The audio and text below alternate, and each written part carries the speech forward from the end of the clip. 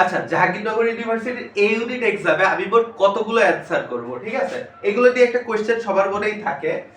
আমি আজকে একদম ক্লিয়ার করে দিচ্ছি, ঠিক আছে? এটা নিয়ে কোনো প্যারা নেই। প্রথমে আগে একটা কথা বলি, পরীক্ষার হল থেকে বেরোয় দেখবা অনেক পাপিষ্ট পোলাপান থাকে, ওরা হচ্ছে মানে খুব চিল এসে বলবে আরে কোশ্চেন সেই ইজি হয়েছে, 70টা তো শিওর, 65টা তো শিওর, অনেকে বলবে 75টা শিওর।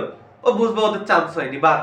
তো হ্যাঁ, পারলে ওদের একটা সাজেশন দিয়ে এসে ভাই তুই সেকেন্ড টাইম প্রিপারেশন দে, তোর চান্স হইতেছে না, বাদ দে। ওকে, তো যাক, জোকস অ্যাপার্ট, এখন বলি কি করবা মূলত।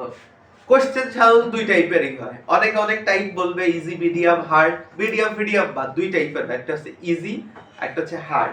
এখন কোশ্চেন আসতে পারে ভাই ইজি না হার্ড, এগুলো আমি কেমনে বুঝবো? বোঝার উপায় হচ্ছে তুমি যতটুকু পড়ছো ততটুকুর বেসিসে হইলেই হইতেছে।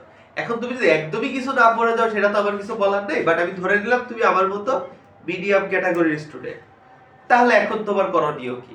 তো যারা মিডিয়াম ক্যাটাগরির স্টুডেন্ট ওরা আর কি, আর কিছু হোক না হোক ওরা অনেক জানে, ঠিক আছে, যে কোশ্চেন কোথা থেকে কি আসবে বা কেমন কি হইতে পারে অনেক জানে, বাট ওরা পড়ে না, যেটা ট্রু, ঠিক আছে?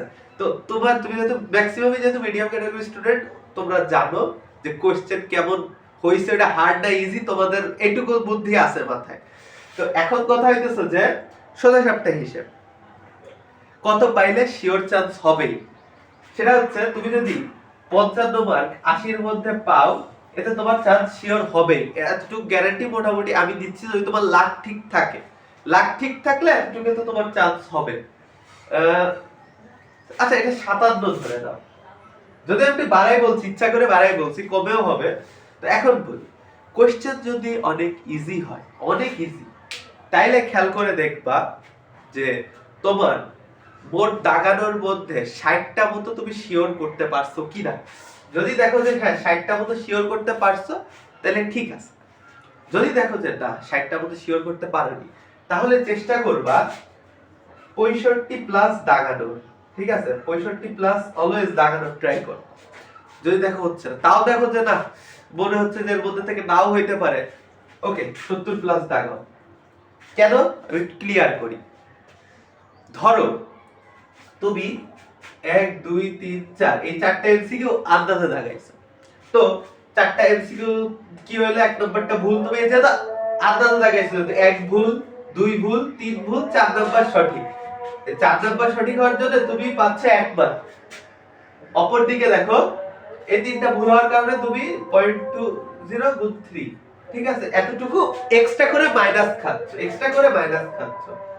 তার সাথে তো 1 মার্ক আছে, যেটা কম পাবা, এক্সট্রা করে মাইনাস খাচ্ছ। তো এক এক্সট্রা পাওয়া বেশি নাকি এইটুকু মাইনাস খাওয়াটা বেশি? এক এক্সট্রা পাওয়া বেশি, তার মানে তোমার প্লাস কিছু মার্কস থাকতেছে অবভিয়াসলি তোমার হাতে। তো দাগা এক্সট্রা করে দাগানো ভুল কিছু না, তো তুমি 70 প্লাস দাগাও। যদি দেখো কোশ্চেন অনেক হার্ড আসছে, কোশ্চেন অনেক বেশি স্ট্যান্ডার্ড হইছে, তাহলে তোমার জন্য একটা সহজ উপায় বলি। যদি দেখো যে 55টা হইছে মোটামুটি, তাহলে আর দাগানো দরকার নেই। আর যদি দেখো যে না 55টা হচ্ছে না, 52 53টা হইছে, তাহলে আর কয়টা এক্সট্রা করে দাগাও। সেই ক্ষেত্রে তুমি 60টা মতো একটু দাগানোর ট্রাই করো, এতে আশা করি হবে। বাদ বাকি তুমি নিজেই বুঝে যাবে তোমার কত কি দাগানো লাগবে, ঠিক আছে? তা বাদে হচ্ছে তুমি হচ্ছে আবার ওই ভিডিওটা দেখে আসতে পারো যে কারা মূলত টপ করবে, তাদের থিংকিং বা তারা কিভাবে কি পড়বে, ওই ভিডিওটা দেখে আসতে পারো। ডেসক্রিপশনে লিংক দেওয়া থাকবে। আর তা বাদে যারা কিছুই পড়নি, এখনো পর্যন্ত কিছুই পড়নি, তাদের জন্য একটা ভিডিও রয়েছে যে এই লাস্ট মোমেন্টে কি করবা, তারা ওই ভিডিওটা দেখে আসতে পারো। ওকে, আল্লাহ হাফেজ।